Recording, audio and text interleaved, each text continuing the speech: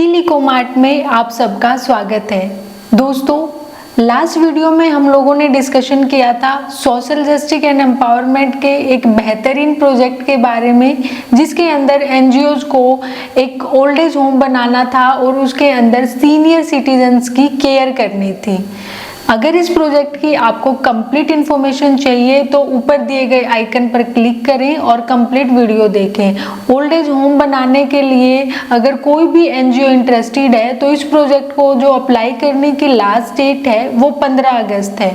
दोस्तों, इस वीडियो के अंदर हम लोग डिस्कस करेंगे सोशल जस्टिस एंड एम्पावरमेंट के एक और बेहतरीन प्रोजेक्ट की इंफॉर्मेशन, जिसके अंदर हम लोगों को सीनियर सिटीजन्स को ट्रेनिंग देनी है। यानी कि हमने प्रोग्राम चलाने हैं, जैसे कि हमने हेल्थ केयर अवेयरनेस का प्रोग्राम चलाया, या हमने हाइजीन एंड सैनिटेशन का प्रोग्राम चलाया, या फिर हो सकता है कि हमने मेंटल हेल्थ अवेयरनेस प्रोग्राम चलाया। ऐसे ही सीनियर सिटीजन से जुड़े हुए अवेयरनेस प्रोग्राम्स को हमने हमारे ट्रेनिंग सेंटर पर रन करना है। इस वीडियो के अंदर हम इस प्रोजेक्ट से जुड़ी हुई कंप्लीट इंफॉर्मेशन के बारे में वन बाय वन हर एक पॉइंट पर डिस्कशन करेंगे। तो चलिए शुरू करते हैं। दोस्तों, प्रोजेक्ट को पब्लिश किया है सेंट्रल गवर्नमेंट ने, ministry of social justice and empowerment. इस प्रोजेक्ट के अंदर हमने क्या करना है, अभी हम लोगों ने डिस्कस किया था कि इस प्रोजेक्ट के अंदर हमने सीनियर सिटीजन्स को ट्रेनिंग देनी है। हमारे ट्रेनिंग सेंटर पर अवेयरनेस प्रोग्राम चलाने हैं। वो प्रोग्राम हेल्थ केयर से जुड़ा हुआ हो सकता है, हाइजीन से जुड़ा हुआ हो सकता है, मेंटल हेल्थ से जुड़ा हुआ हो सकता है, जिसमें हमने सीनियर सिटीजन्स को अवेयर करना है हाइजीन को लेकर, हेल्थ को लेकर, न्यूट्रिशंस को लेकर। उसके बाद दोस्तों, इस प्रोजेक्ट को अप्लाई करने की जो लास्ट डेट है वो 31 अगस्त 2024 है। ये जो प्रोजेक्ट है वो ऑनलाइन मोड में सबमिट होगा ई अनुदान पोर्टल पर। इस प्रोजेक्ट को सबमिट करने के लिए हमने कोई प्रोसेसिंग फी पे नहीं करनी है। दोस्तों, अब हम लोग बात करेंगे कि इस प्रोजेक्ट को जो एनजीओज लगाना चाहती है उन्होंने किस पैरामीटर को फॉलो करना है। तो चलिए वन बाय वन उन पॉइंट्स के ऊपर भी हम लोग डिस्कशन करते हैं। सबसे पहले तो जो एनजीओज इस प्रोजेक्ट को अप्लाई करना चाहती हैं उनके पास प्रॉपर इंफ्रास्ट्रक्चर होना चाहिए। एक ट्रेनिंग सेंटर के रूप में प्रॉपर क्लासरूम्स होने चाहिए और क्लासरूम्स की कैपेसिटी मैक्सिमम 25 पर्सन्स की होनी चाहिए।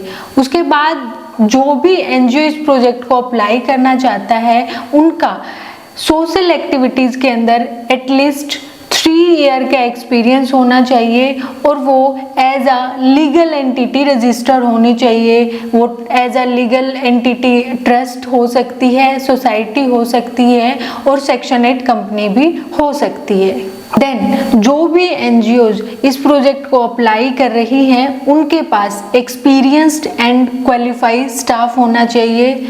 और लास्ट पॉइंट है फाइनेंशियल कैपेसिटी, यानी कि हमारा एनजीओ जो है उसने अब तक कितने प्रोजेक्ट्स पर काम किया है, कितने सीएसआर प्रोजेक्ट्स पर काम किया है, कितने फंडिंग प्रोजेक्ट्स पे काम किया है, या अदर प्रोजेक्ट्स जो कि सोशल एक्टिविटीज से जुड़े हुए थे, कितने प्रोजेक्ट्स पे हमने काम किया और कितने प्रोजेक्ट्स के अंदर हमें फंडिंग मिली, हमारा इनकम सोर्स क्या है वो भी हमने इसके अंदर बताना है। सबसे पहले एनजीओ के पास एनजीओ का रजिस्ट्रेशन सर्टिफिकेट होना चाहिए।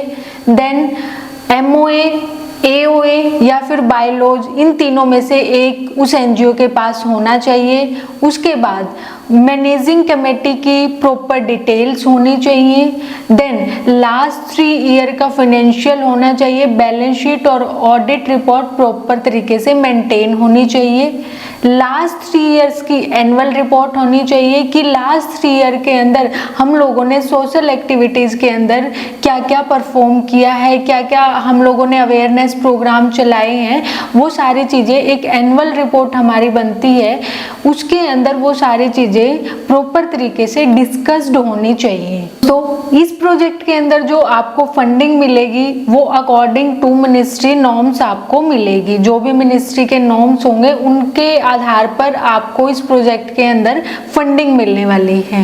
ये थी इस प्रोजेक्ट से जुड़ी हुई कंप्लीट इंफॉर्मेशन।